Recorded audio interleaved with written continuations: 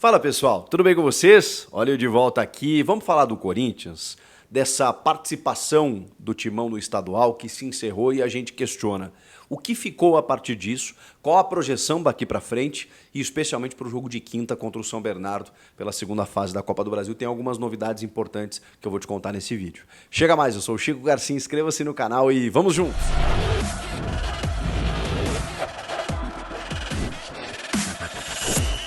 Já se inscreveu no canal? Eu sei que eu fiquei uns dias sem postar, então peço desculpas aqui, já antecipadamente no vídeo, para dizer para vocês que eu precisava, tirei uns dias com a família e tudo mais, tentei, assim, na medida do possível, atualizar vocês, em alguns dias eu não consegui, mas estou de volta com tudo, recarreguei as baterias e bora, porque tem muita coisa para a gente falar, pode seguir inscrito aqui que vai ter conteúdos todos os dias nessa reta final de Paulistão, com o Timão na Copa do Brasil, tem live depois do jogo contra o São Bernardo, depois tem esse período aí sem jogos até a estreia no Brasileiro, mas também tem Sul-Americana, fase de grupos, com sorteio aqui no final do mês, vou trazer tudo pra vocês, beleza?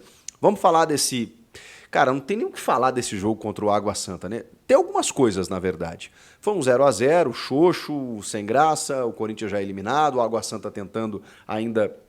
a classificação também acabou eliminado, foi um 0-0, mas assim, que passeio, né, do Água Santa para cima do Corinthians.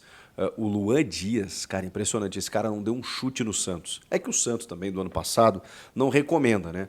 Ninguém conseguiu jogar bem no Santos de 2023, rebaixado para a Série B.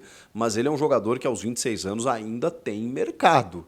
Ele assombrou. Ele ditou o ritmo do jogo e o Corinthians, obviamente, com muitos garotos, desentrosados, só o Romero de titular, obviamente sofreu. E também com a guarda baixa, né? Eu sei que quem estava ali queria mostrar serviço e tal, mas a gente sabe que aspirações não existiam, nem o Antônio Oliveira estava no jogo, né? Por conta de uma punição.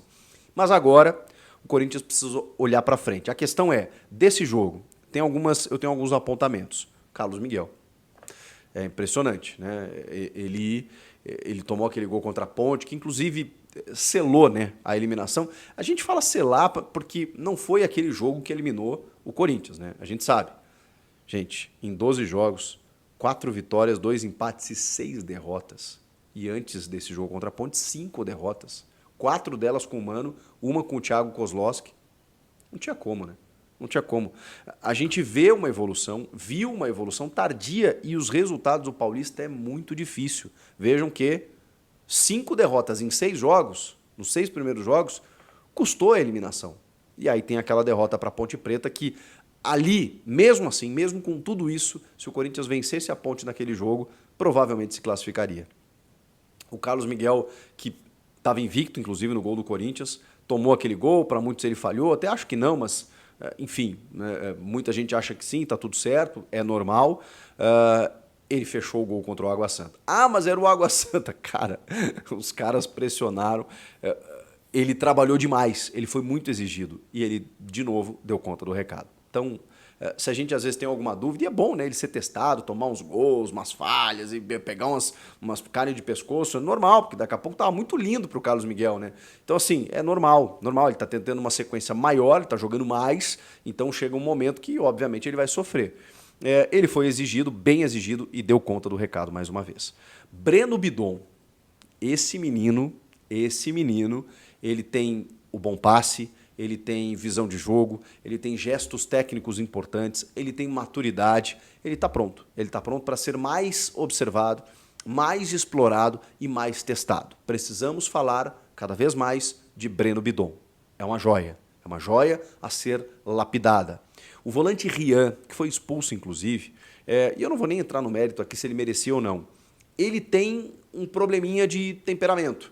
De muitas vezes ele é bom jogador, eu gosto da personalidade dele, porque ele encara, ele não quer saber, ele se entrega para o jogo, ele se envolve com o jogo, mas muitas vezes ele passa do ponto. Então são alguns ajustes que você precisa ter, eu acho que ele pode ser melhor observado e inclusive orientado para ser aproveitado também ali na sequência do time de cima, tá tudo certo. Que mais? E aí, né, obviamente, como eu falei, né, falta de entrosamento, o time sofreu um pouco, e aí você percebe que o foco estava muito nessa quinta-feira. Esse jogo contra o São Bernardo, que fez 21 pontos nessa primeira fase e que, inexplicavelmente, não se classificou. Não se classificou porque o São Paulo fez um ponto a mais e porque o regulamento do campeonato tem esse problema, né?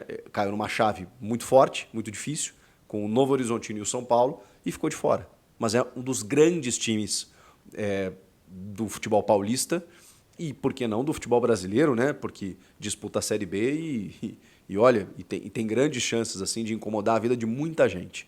Então, todo cuidado é pouco do Corinthians e por isso o Antônio Oliveira, também por isso, né, preservou muita gente para esse jogo, que não valia muita coisa, quis testar outros jogadores, mas também descansar os seus principais.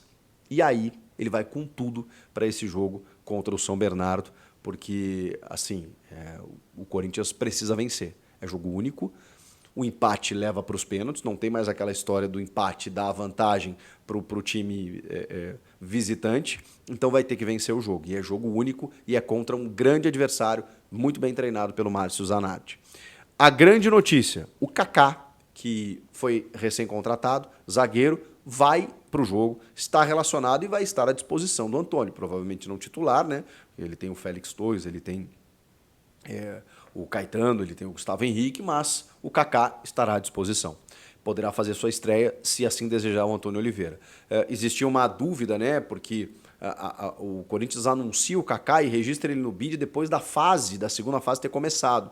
Mas a CBF deu o aval para que ele pudesse ser liberado, assim como os reforços que o Inter contratou, o Fernando Volante, o Rafael Borré, também no mesmo sistema, né, no mesmo molde, Thiago Maia, inclusive, mas eles também estarão liberados para o jogo contra o Nova Iguaçu, que acontece na quarta-feira. O Corinthians encara o São Bernardo na quinta. Então, tá todo mundo alinhado, né? Todo mundo consultou a CBF liberou, então tá tudo certo. O Kaká estará disponível.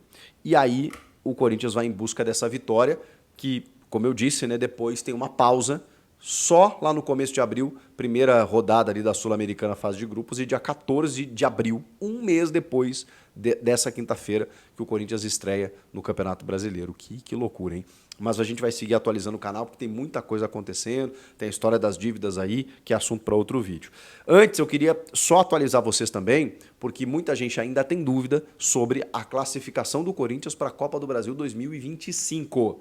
Ela ainda não existe, porque via campeonatos estaduais, que é o novo ranking determinado pela CBF, o novo regulamento para classificar os times para a Copa do Brasil, a Federação Paulista tem direito a 6 vagas, e aí, se o Corinthians disputar a Copa Paulista, que é essa competição do segundo semestre, para privilegiar equipes do interior, como o Corinthians já fez com a sua equipe sub-23, é uma chance do Corinthians vencendo a Copa Paulista garantir essa vaga. Não é a tendência. Então, o Corinthians precisa fazer 3 coisas. Na verdade, 2, né? Precisa ganhar um título de expressão, ou a Sul-Americana ou a Copa do Brasil, e aí ele garante a vaga automaticamente na Copa do Brasil de 2025, ou se classificar para a Libertadores via Campeonato Brasileiro. São 6 vagas. Claro que o G6 muitas vezes vira G8, porque às vezes uma equipe que é campeã da Libertadores, ou da Copa do Brasil, ou da Sul-Americana, figura entre os 6 primeiros, e aí ele abre mais vagas. Então pode ser, dependendo do contexto ali do Brasileirão, que uma 8ª colocação renda ao Corinthians essa vaga na Libertadores e, consequentemente, na Copa do Brasil 2025. Mas, teoricamente, são para os 6 primeiros colocados. Então, ou ganhar a Copa do Brasil, ou ganhar a Sul-Americana, porque aí dá a vaga para a Libertadores, ou ganhar uma das 6 primeiras posições do Campeonato Brasileiro. Não vai ser fácil, mas é só dessa maneira que o Corinthians disputará a Copa do Brasil 2025. Ou acontecerá como o Santos, que acabou rebaixado no Brasileiro, não performou no estadual para garantir a sua vaga, não conquistou nenhuma vaga de outra maneira e ficou fora da Copa do Brasil nessa temporada. Alguma dúvida? Comentem aqui o que vocês estão achando, qual a projeção desse jogo contra o São Bernardo. Depois do jogo tem live aqui, eu espero você. E até lá tem muitas informações a respeito desse jogo também. Chega mais, deixa o teu like, inscrição que também é sempre bem-vinda e até a próxima. Tchau!